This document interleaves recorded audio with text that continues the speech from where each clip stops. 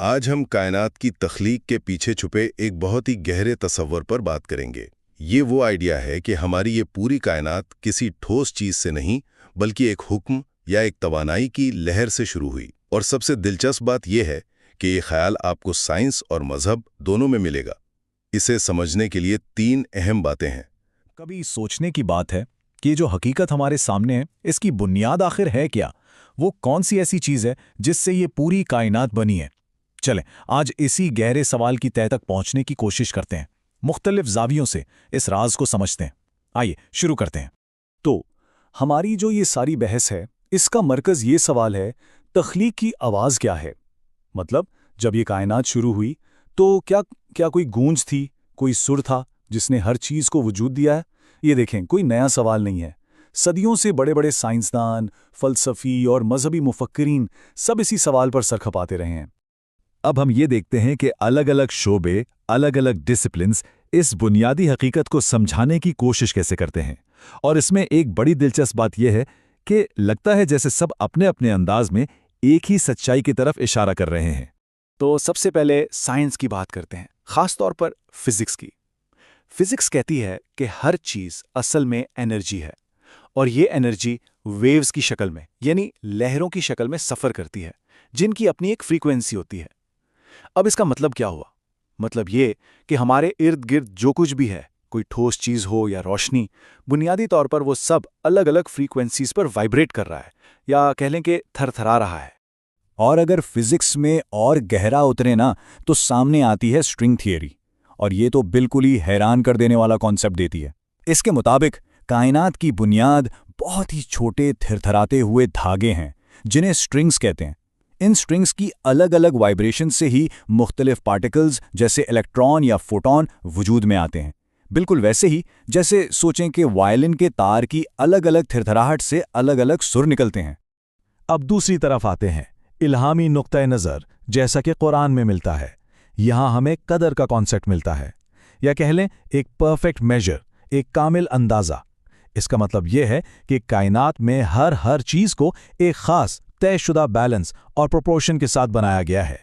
ہر چیز اپنی جگہ پر ہے، اپنے مقصد کے ساتھ، ایک بہت بڑے عظیم الشان ڈیزائن کا حصہ۔ تو یہاں ایک بڑا ہی دلچسپ کمپیریزن سامنے آتا ہے نا۔ ایک طرف سائنس ہے جو وائبریشن یا تھرتھراہٹ کی بات کر رہی ہے، دوسری طرف الہامی نظریہ ہے جو ایک اندازے یا بیلنس کی بات کر رہا ہے۔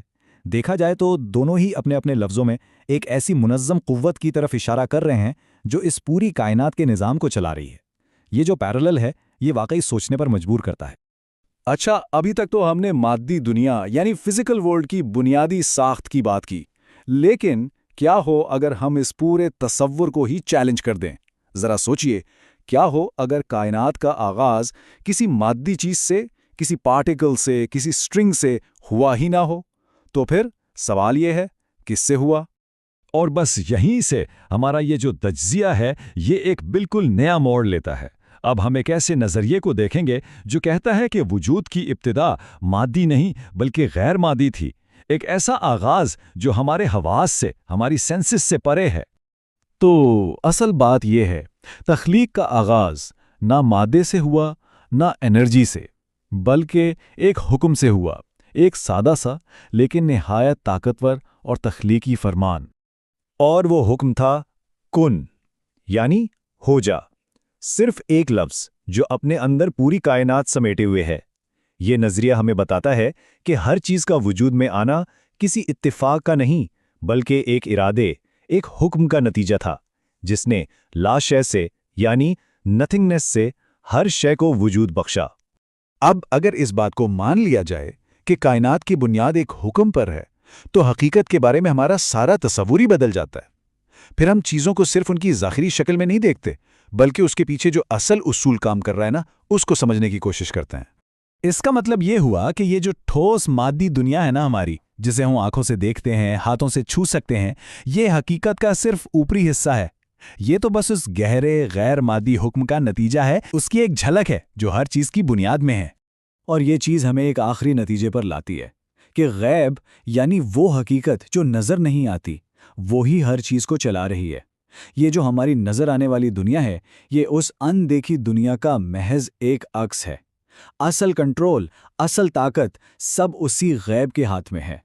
تو آخر میں ایک سوال رہ جاتا ہے، اگر یہ ہماری حقیقت صرف ایک سطح ہے، صرف اوپری پرت ہے، تو پھر اس سطح کے نیچے اور کیا کیا چھپا ہوا ہے؟ وہ کون سے راز ہیں جو ابھی ہمارے سمجھنے کے منتظر ہیں؟ واقعی سوچنے کے لیے ایک بہت گہری بات ہے۔